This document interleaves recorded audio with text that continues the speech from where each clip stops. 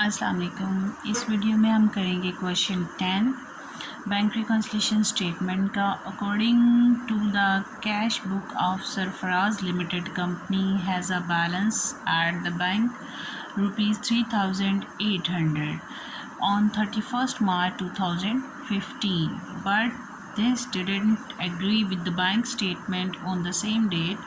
An investigation into the difference gives the following information.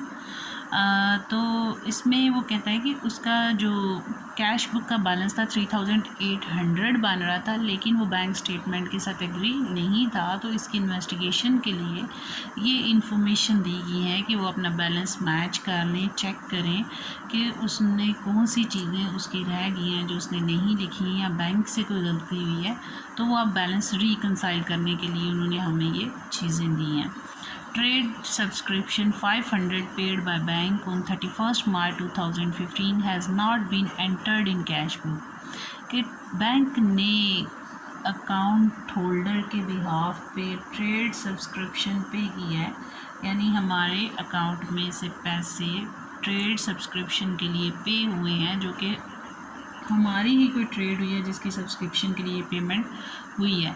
तो हम इसको अपनी कैश बुक में से माइनस करेंगे, यानी हमारा एसेट रिड्यूस हो रहा है तो हम क्रेडिट कर देंगे। फिर a cheque paid for advertising on 10th March for ₹197 has not been entered in cash book. हमने चेक की से हमने एडवर्टाइजिंग पर्पज़ के लिए हमने ये पैसे पे किए हैं, लेकिन हमने कैश बुक में नहीं लिखा, तो अब लिख लेंगे और इस अमाउंट को हम लोग माइनस करेंगे अपनी कैश बुक में से। फिर यानी कि ये हमारे पास क्रेडिट बैलेंस होगा। फिर cheque of ₹1100 send to creditor on 30th March 2015 were not paid by bank until 5th April 2015। तो हमने मार्च 31 2015 तक के लिए बनाना है। तो अगर वो 5 अप्रैल 2015 तक अभी तक कहता है कि वो पे नहीं हुआ है, तो ये जो 1100 का चेक है ये हम क्या कर देंगे, इसको डेबिट कर देंगे, क्योंकि चेक सेंड हमने किया है क्रेडिटर को, बट उसने अभी तक जो है वो पे नहीं किया है। तो मतलब बैंक के पास गया ही नहीं है कि वो बैंक से पैसे ले, उसने बैंक को प्रेजेंट ही नहीं किया, तो ये अनप्रेजेंटेड है। तो इसलिए हम इस अमाउंट को दोबारा अपने पास ऐड कर लेंगे। Check received from customer 1680 were paid into bank on 28th March but not credited by bank। तो बैंक ने अभी इसको क्रेडिट नहीं किया, ये अनक्रेडिटेड है या अनकलेक्टेड अनक्लियर्ड। तो ये 1680 आपके पास क्रेडिट होगा। Interest on investment collected by bank 300 not yet recorded in cash book. तो जो 300 इंटरेस्ट जो है वो उसने हमारे बिहाफ पे रिसीव किया, कलेक्ट किया, लेकिन अभी हमने कैश बुक में ऐड नहीं किया, तो हम इसको अब ऐड कर लेंगे। यानी अगर हम देखें कि इन सारे पॉइंट्स में टोटल हमारे पास 5 पॉइंट है, तो ट्रेड सब्सक्रिप्शन जो पे की है ये भी क्रेडिट है। फिर चेक कि जो हमारे एडवर्टाइजिंग एक्सपेंसेस हैं ये भी क्रेडिट है, क्योंकि हमने रिकॉर्ड ही नहीं किए हुए हैं, इससे हमारा बैलेंस रिड्यूस हुआ, हमने लिखा ही नहीं हुआ। फिर हमारे पास जो चेक सेंड किए क्रेडिटर को कि वो अपने पैसे निकलवा ले, लेकिन उसने नहीं निकलवाए, तो ये अनप्रेजेंटेड है, हम इसको ऐड कर देंगे। फिर जो चेक रिसीव किया कस्टमर से लेकिन अभी तक क्रेडिट नहीं हुआ, ये अनक्रेडिटेड है, तो ये क्रेडिट होगा। यानी कि ये वो अमाउंट है जो हमारे कस्टमर ने चेक रिसीव किया, हमने कस्टमर से चेक रिसीव किया, लेकिन अभी तक वो बैंक में पैसे नहीं आए हैं, तो हम लोगों ने क्या करना है, इसको क्रेडिट कर देना है, ये अनक्लियर्ड है। तो फिर हमारे पास इंटरेस्ट ऑन इन्वेस्टमेंट है, जो हमने इंटरेस्ट ऑन इन्वेस्टमेंट बैंक ने कलेक्ट किया, ये भी हमने नहीं लिखा, तो ये डेबिट हो जाएगा। यानी जस्ट 2 पॉइंट्स हमारे पास ऐसे हैं जो हमने डेबिट करने हैं। एक हमारा 5th पॉइंट है जिसमें इंटरेस्ट ऑन इन्वेस्टमेंट है, और एक हमारे पास जो हमने अपने क्रेडिटर को पे किया लेकिन उसने अभी तक बैंक में जमा वो चेक नहीं लेके गया, अनपेड है, अभी इसने पैसे नहीं निकलवाए, तो हम इसको दोबारा ऐड कर देंगे। बाकी तीनों पॉइंट हमारे क्रेडिट हैं। तो क्वेश्चन स्टार्ट करते हैं हम लोग। कंपनी नेम हमारे पास क्या है? सरफराज कंपनी है। कंपनी नेम हमने लिख लिया।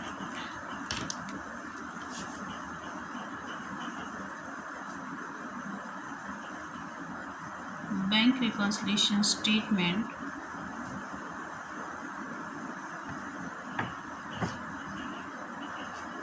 एज ऑन, हम लोग ये मार्च में बना रहे हैं, तो 31/3/2015।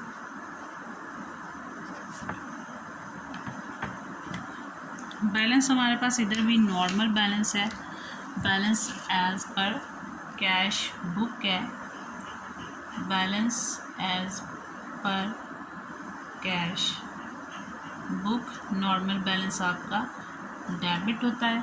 तो कितना आपका नॉर्मल बैलेंस था? 3800।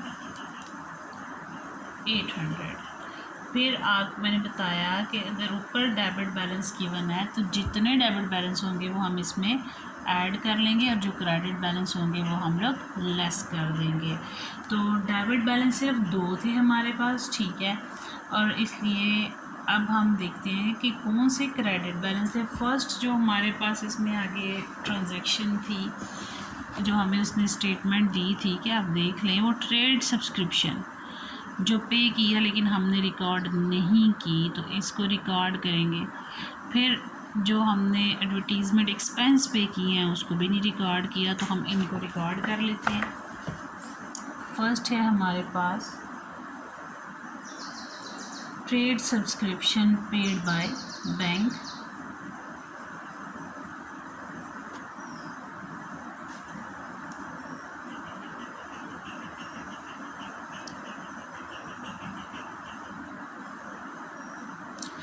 $500। सेकंड हमारे पास था advertising expenses paid by bank, वो हमारे पास कितने थे? 197। फिर हमारे पास थर्ड पॉइंट था cheque of ₹1100 send to creditor but not paid, यानी अनपेड चेक यानी अनप्रेजेंटेड चेक, ये हमारे डेबिट हो जाएंगे। और फोर्थ फिर हमारा कि हमने customer check receive from customer से चेक रिसीव किया है और वर पेड इनटू बैंक, और बैंक में पे किया बट नॉट क्रेडिटेड, लेकिन बैंक ने अभी तक उसको क्रेडिट नहीं किया है, तो अब हम कर देंगे। थर्ड हमारे पास फिर क्या बना? Cheque send to creditor but not paid by bank,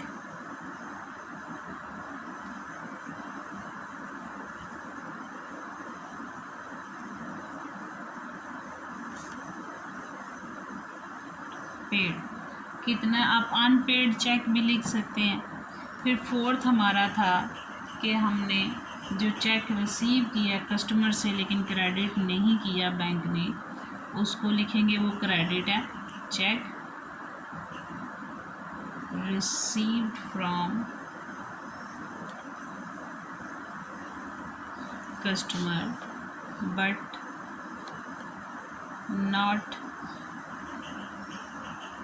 credited by bank. Uncredit भी आप इसको लिख सकते हो कि चेक तो कस्टमर से रिसीव हो गया लेकिन बैंक ने अभी तक हमारे अकाउंट में वो पैसे ऐड नहीं किए हैं। अब हमारे पास फिफ्थ पॉइंट है इंटरेस्ट ऑन इन्वेस्टमेंट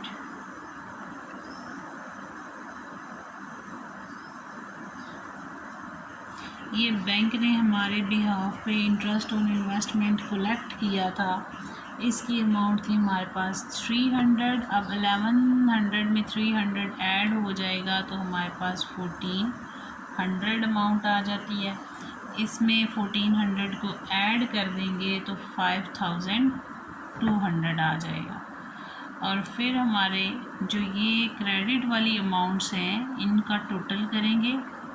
ये हमारे पास कितनी आती हैं, हम 1680 प्लस 500 करें तो 2180 प्लस 197 तो 2377 आ जाएगा। तो 5200 में से जो क्रेडिट बैलेंस है इसको हम लेस करेंगे तो 2823 ये हमारे पास बैलेंस एज पर पासबुक। और पासबुक का नॉर्मल बैलेंस क्रेडिट होता है तो हम क्रेडिट लिखेंगे क्योंकि हमारे पास यहाँ पे नॉर्मल बैलेंस स्टिल है अभी कैश बुक का, और ये हमारी amount greater than credit amount है तो ये हमारा पासबुक का जो बैलेंस है ये क्रेडिट आएगा, नॉर्मल बैलेंस आएगा। तो इसके साथ हमारा ये क्वेश्चन कंप्लीट होता है। अगर आपको इसमें कोई प्रॉब्लम है तो आप लोग पूछ सकते हैं। Thank you. अल्लाह हाफिज़।